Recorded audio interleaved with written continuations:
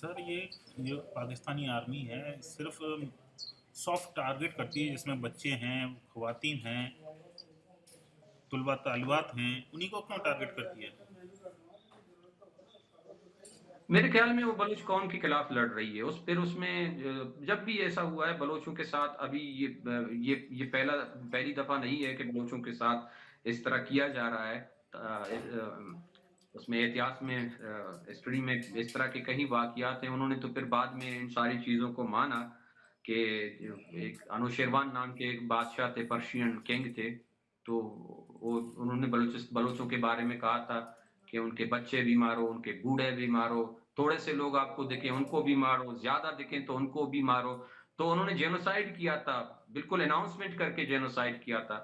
अभी की दुनिया में पाकिस्तान जेनोसाइड कर रहा है, लेकिन उसको मानता नहीं है। जेनोसाइड में यही होता है।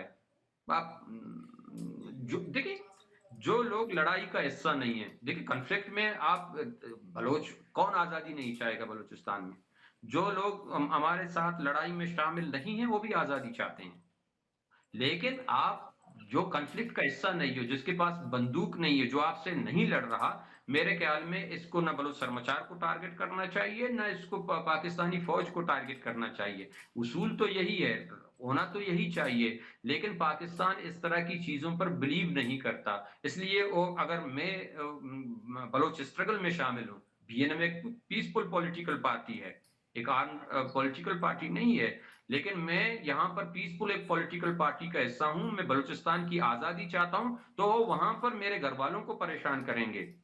और किसी के हमारे एक कैबिनेट के हमारे दोस्त हैं, हमारे फाइनेंस सेक्रेटरी हैं नासिर बलोच, उनके बहन के बच्चे को भांजे को उन्होंने अपहरण किया हुआ है। कई दिनों से महीने से लगभग ज़्यादा हो रहे हैं कि उनको पकड़कर उन्होंने कैद किया हुआ। हमारे कई दोस्त ऐसे हैं जिनके भाई जिनका इस तहरीक से कोई लेना-देना नहीं है, वो कई सालों से अपहरण करके उन्होंने टॉर्चर सेल्स में बंद रखे हुए हैं।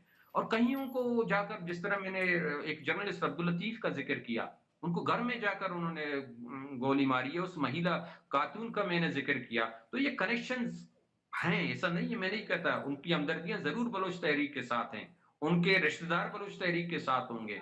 तो उसको वो लोग एक कलेक्टिव पनिशमेंट करते हैं, जिसकी कोई गुंजाइश नहीं है, इसकी कोई इजाज़त नहीं दे दिया जाता किसी भी कानून के अंदर।